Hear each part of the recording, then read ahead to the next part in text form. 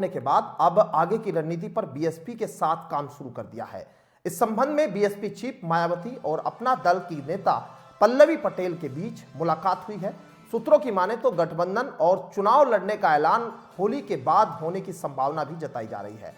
सूत्रों का कहना है कि फूलपुर से इस बार बीएसपी और अपना दल कमेरावादी गठबंधन में उम्मीदवार उतार सकते हैं। फूलपुर के अलावा प्रयागराज में भी गठबंधन का उम्मीदवार होने की संभावना है। इन दोनों ही सीटों पर अपना दल कमेरावादी का उम्मीदवार होगा।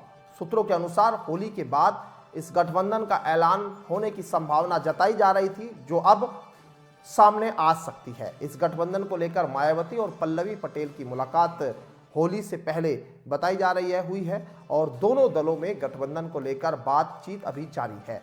अगर यह गठबंधन होता है तो बीएसपी के साथ कुर्मी यानी पटेल वोटर्स के जुड़ने की इन दोनों सीटों पर रोचक चुनावी लड़ाई हो सकती है। दरअसल फूलपुर और वहीं सीट जहां पल्लवी पटेल के पिता सोनेलाल पटेल ने कुर्मी वोटर्स को एकजुट किया। आपको बता दें कि बीएसपी ने फूलपुर सीट पर अंतिम बार 2009 में जीत दर्ज की थी, लेकिन बीते 2 चुनाव में उसे हार का सामना करना पड़ा।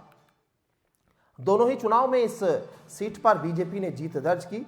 अब अगर बीएसपी और अपना दल कमेरावादी की गठबंधन होता है तो पल्लवी पटेल यहां से चुनाव लड़ेगी। हालांकि अभी तक बीएसपी के ओर से इस संबंध में कोई औपचारिक घोषणा नहीं की गई है, लेकिन जानकारों की माने तो दोनों दल यहां अनुसूचित जाति और कुर्मी वोटर्स को साधने की रणनीति के साथ चुनाव लड़ने की तैयारी कर रहे हैं।